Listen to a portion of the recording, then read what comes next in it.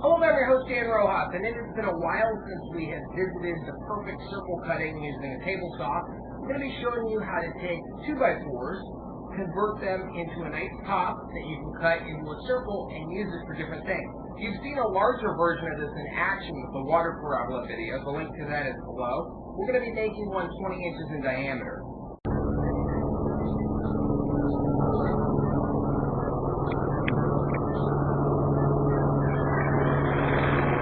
Because our neighborhood's so noisy with all the helicopters around, I'm going to be doing a voiceover for the rest of this video. This is a stop guide that I made out of a regular piece of 2x4 that slides down a rail to get us the exact size. That way we can cut mini pieces of wood without having to keep measuring. We're going to be taking a 96-inch or 8-foot 2x4, cutting it into 4 sections, which would be 24 inches, but we're going to go a little bit shorter than that to give us room for errors. I'm using a 3-inch wood screw, a 1/2-inch diameter paddle bit, an 8-inch long number 2 driver for a drill, and I'm also going to be using outdoor wood glue. For this project, I'm going to be joining together 7 boards. To start, drill 3 holes in the side of one of your 2x4s. The paddle bit holes should be roughly 2.5 inches deep. Once you have 3 done, put some wood glue on the next board, press them together, and drill the center screw in. Make sure that you have a snug fit. You want to put all 3 screws in and put them closer together since we're cutting a circle. This will lessen the chances of you running into the screw with your saw blade. Make sure the first 2 boards are nice and flat. For the following boards, it's a good idea to attach 2 2x4s down the length to the back side. This will make sure that you stay flat all the way down your project and you don't have boards curving up. You want to continue gluing and screwing the boards with the 3 holes.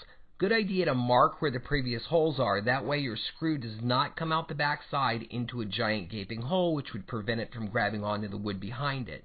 I like to mark the area, and then wherever I marked, I don't go in that area. A little trick to get a better bond with your wood glue: once you have it applied, slide it back and forth. The wood screws are going to draw this together and create a nice flush fit. My 4th board is going to be the true center where the hole goes to turn the wood. You do not want a wood screw there, so I am going further off to the right on this particular drill hole.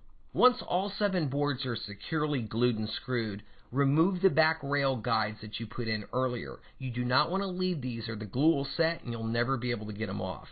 I now have a nice flat table. The wood screws are doing most of the work right now, but once the glue sets, it'll be extra secure. I'm taking a straight edge and going corner to corner. This allows me to find the true center of the square. Using a 1/4 inch diameter drill bit, I'm putting a hole straight through the center of my project. This is a 4.5 inch, 1/4 inch diameter carriage bolt. This slides through there easily and will act as our pivot pin. This is my 5-year-old $149 Craftsman table saw with an aluminum top. I've used it to cut thousands of circles. I have several holes drilled in the side that the motor is not on. This allows me to easily attach a piece of wood and cut a circle. If you have a higher end saw or you don't want to drill into the surface, you can use a wooden guide setup to do the same thing. You have an axis to turn on. You want to have the blade all the way down when you start. It's going to kick up a lot of sawdust. Eye protection. Eye protection is a necessity with this, and a respirator mask. Your hands will not be by the blade at all during this cut. So it's very safe, and it doesn't want to spin around. Just keep control of it. When starting this process, the blade is all the way in its lowest position. It is not touching the wood. Gradually raise the blade up to where it just nicks the wood and cuts a little tiny channel in it. You're only taking 1/8 of an inch of wood off per turn. The push stick is an absolute necessity for this. This keeps your hand completely away from the blade. On thicker stock, when you've cut about halfway through, go ahead and pull this out. You should have a trench cut that looks something like this, and it should be a really good circle. Go ahead and take the 1/4 inch bolt out. Put it through the other side, flip the board over, make sure the blade is all the way in the lower position anytime you restart the saw, and gradually raise the blade up and start the process all over again. With thicker 1.5 inch 2x4s like this, it usually takes 12 to 14 turns, or about 3 or 4 minutes. Not bad considering that you don't have any router guides to set up or any blades to change. You just set it down, turn it, spin it, cut it, and it's done. As with any cutting project, any stray pieces that get stuck close to the blade, Shut the saw off and use a push stick to sweep them away. A circle like this requires two 2x4's and costs about $8 to make when you consider the glue and the wood screws. I can make one of these in under 20 minutes because I make a lot of them, but it'll probably take you around 30-35 minutes to do this project. So we now have a near perfect circle. Your blade will last several hundred cuts like this. The nice thing about this is that the hole is centered. So that's where your center is. So if you want to make a flywheel, all you have to do is put some weights on it to balance it out. You're good to go. You can sand the edges down on a sander. I'm going to be using this for a project. This is how you make a very thick, perfect circle. I'm your host, Dan Rojas. Thank you for watching. Enjoy our video.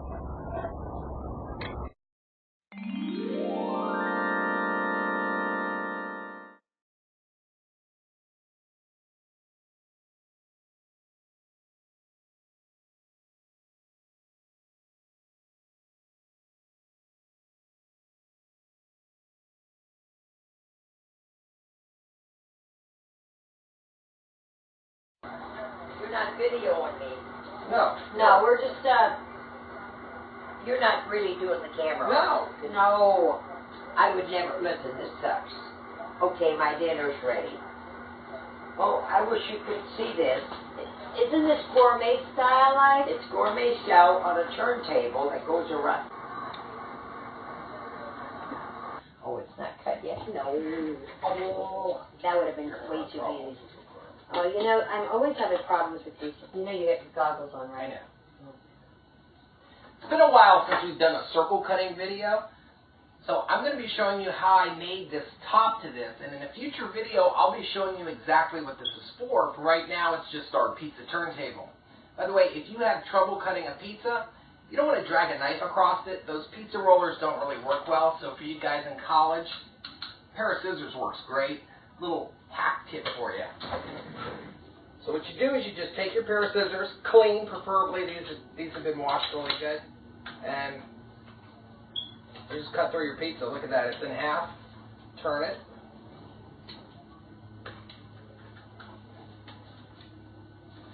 And it doesn't mess up the cheese or anything.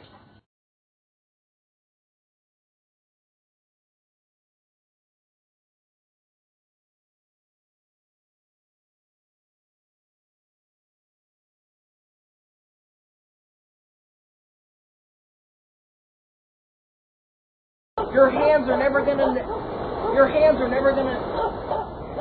not going to be anywhere near. Your hands will not be anywhere near